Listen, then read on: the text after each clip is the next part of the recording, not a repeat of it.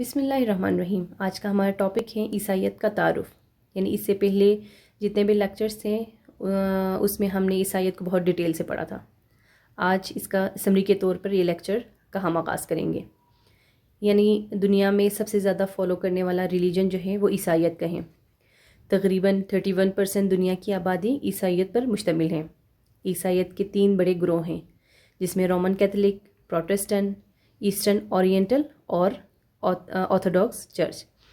ان تمام فرقوں کا جو مشترکہ یا کامن عقائد ہیں وہ یہ ہیں کہ جسے خدا کا بیٹا ماننا، ٹرینٹی یعنی تثلیث پہ یقین رکھنا، مسیح کی آمد ثانی یعنی مسیح کا دوبارہ دنیا میں آنے پہ یقین رکھنا، قیامت پہ یقین رکھنا اور خدا کی بادشاہی پر ایمان رکھنا شامل۔ عیسائیت کا جو آغاز ہے وہ جیسس کرائسٹ سے شروع ہوتا ہے۔ مسیح کے مصلوبیت اور دوبارہ زندہ ہونے کی اور آسمان پر اٹھا لیے جانے کے بعد جیسس کے شاگردوں یعنی ڈسائپلس نے عیسائیت کو جہاں تک ممکن ہو سکا دنیا میں پھیلایا اور ساتھ ہی انجیل کو بھی کمپائل کیا یعنی لکھا گیا۔ جب عیسائیت دنیا پھیل رہا تھا اسی دوران جیسس کا ایک اپاسٹل روم میں عیسائیت کا ایک رہنما مقرر ہوا۔ وہ دور تھا جب مسیحیت کے لیے روم جو ہے ایک خطرناک خطہ تھا، کیونکہ وہاں اس وقت کے عیسائیت کا سب سے بڑا مخالف نیرو حکمران تھا۔ 64 عیسوی میں نیرو کے دارالحکومت میں ایک آگ بھڑک اٹھی تو اس وقت کے حکمران نے اس آگ کا ذمہ دار مسیحیت کو ٹھہرایا۔ اس کے بعد جو ہے جیسس کرائسٹ کے جو 12 شاگرد تھے انہوں نے اپنے اپنے حساب سے جیسس کا پیغام لوگوں تک پہنچایا۔ سب سے آخری جو شاگرد تھے اس کا نام یوحنا تھا۔ اس کے وفات کے بعد ان کے شاگرد پولیکرپ سامنے آئے۔ انہوں نے ڈسائپل یعنی شاگردوں اور چرچ فادر کے درمیان برج کا کام کیا۔ دوسری صدی میں پولیکرپ کے وفات کے بعد شاگردوں کا جو سلسلہ تھا وہ ختم ہو۔ تیسری صدی میں موجودہ جو ترکی ہیں عیسائیت کا ریاست بنی، تاہم شہنشاہ وقت جو تھے وہ سپٹمرس تھے۔ اس وقت کے بادشاہ جو ہیں وہ امپرر مسیحیوں کی ایذا رسائی کا سلسلہ جاری انہوں نے رکھا اور جو مسیحیت قبول کرتا اسے مجرم قرار دیتا تھا۔ اور جب چوتھی صدی کی بات آتی ہے تو چوتھی صدی میں بھی عیسائیت پر ظلم و ستم ہوا اور وہ اس دور کو دا گریٹ پرسیکیوشن کا نام دیتے ہیں۔ مسیحی تاریخ کا سب سے بڑا واقعہ بھی اسی دور یعنی چوتھی صدی میں پیش آتا ہے کہ رومی بادشاہ عیسائیت کو قبول کرتا ہے اور اس طرح پہلی بار چرچ کو قانونی حیثیت مل جاتی ہے۔ اس طرح بادشاہ کی تمام رعایا مسیحیت کو قبول کرتی ہیں۔ 313 میں کنسٹنٹین فرمان جاری کرتا ہے کہ تمام رعایا کو مسیحیت قبول جو کر چکے ہیں وہ عبادات بھی کر سکتے ہیں۔ 325 AD میں تاریخ کی مشہور جو کونسل آف ناسیہ منعقد ہوئی اور اسی کونسل میں عیسائی عقائد ترتیب دیے۔ 375 AD میں ایمپرر جو ہے تھیوڈوسیس نے مسیحیت کو روم کا سرکاری مذہب قرار دیا۔ 395 AD میں جو فال آف رومن ایمپرر سٹارٹ ہوئی اس کے بعد عیسائیت کچھ کمزور ہوا مغربی حصے میں۔ 1054 میں چرچ 2 حصوں میں تقسیم ہو جاتا ہے اور دا گریٹ اسکیزم اس دور کو بھی کہا جاتا ہے، یعنی مغرب میں کیتھولک چرچ اور مشرق میں ایسٹرن آرتھوڈاکس یا اورینٹل چرچ کے نام سے 2 حصے اس کے بن جاتے ہیں۔ 1832 میں جان ویکلز نے بائبل کا پہلی بار انگلش میں ترجمہ کیا۔ اس سے پہلے بائبل کی زبان یعنی لیٹن تھی جو صرف مونکس اور ننس کو سکھائی جاتی تھی اور انہی کی منوپلی تھی، کوئی اور بائبل کو نہیں پڑھ سکتے تھے۔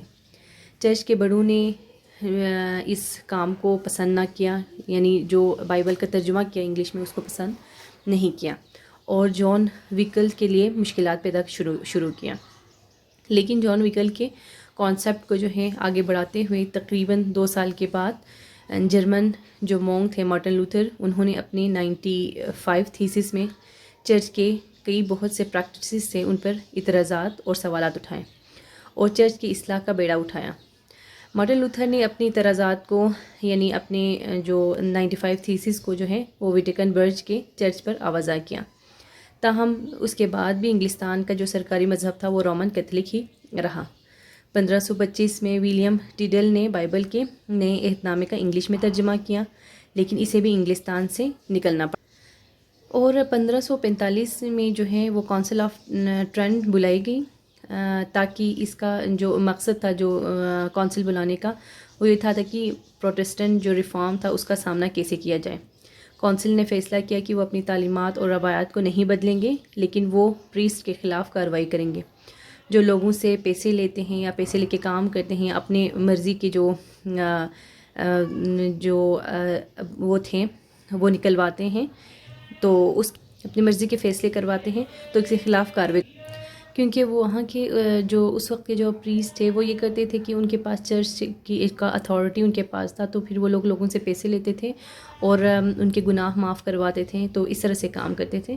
تو اس کونسل میں فیصلہ کیا گیا کہ پریسٹ کے خلاف ہم فیصلہ کریں گے، لیکن اپنے روایات اور تعلیمات کو ہم چینج نہیں۔ کنگ ہنری VIII کا بیٹا ایڈورڈ VI جب انگلستان کا بادشاہ بنا تو انہوں نے انگلستان میں پروٹسٹنٹ فیتھ کے فروغ کا حکم دیا۔ اس کے بعد کوئن میری کا دور شروع ہوا، تو اس دور میں انگلستان کو جو ہے وہ انہوں نے دوبارہ عیسائیت کو رومن کیتھولک چرچ کے ساتھ منسلک کیا۔ کوئن میری کے وفات کے بعد کوئن ایلزابتھ کوئن بنی، تو انہوں نے انگلستان کو ایک بار پھر پروٹسٹنٹ ریاست بنایا۔ 1558 میں کنگ جیمز اول نے بائبل کا انگلش میں مستند ترجمہ کروایا۔ اس کے بعد جو ہے وہ گارڈنبرگ نے بائبل کو پرنٹنگ پریس میں پرنٹ کروایا، اور اس طرح بائبل کے جو نسخے ہیں وہ دنیا بھر میں پھیل گیا۔ مغرب سے دنیا بھر میں مسیحی مشنریز نکلیں اور دنیا کے بیشتر حصوں میں پھیل گیا۔ 1973 میں ولیم کیری ہندوستان پہنچے اور مسیحیت کے تبلیغ کا شروع کیا، اور وہاں عیسائیت کے فالوورز کی تعداد میں اضافہ ہونا شروع ہوا، اور بہت سے جو مقامی زبان تھے اس میں انہوں نے بائبل کا ترجمہ بھی کیا، اور اس طرح عیسائیت جو ہے وہ دنیا بھر میں پھیلنا سٹارٹ ہو گئے۔ اور آج کے دور میں ہم دیکھتے ہیں کہ عیسائیت کے جو ہے بہت سارے فرقے ہیں، بہت سارے فرقے ہیں جن کو مختلف ناموں سے پکارے جاتے ہیں۔ تو یہ تھا کرسچینٹی کا ہسٹری ابھی کرنٹ ایرا تک۔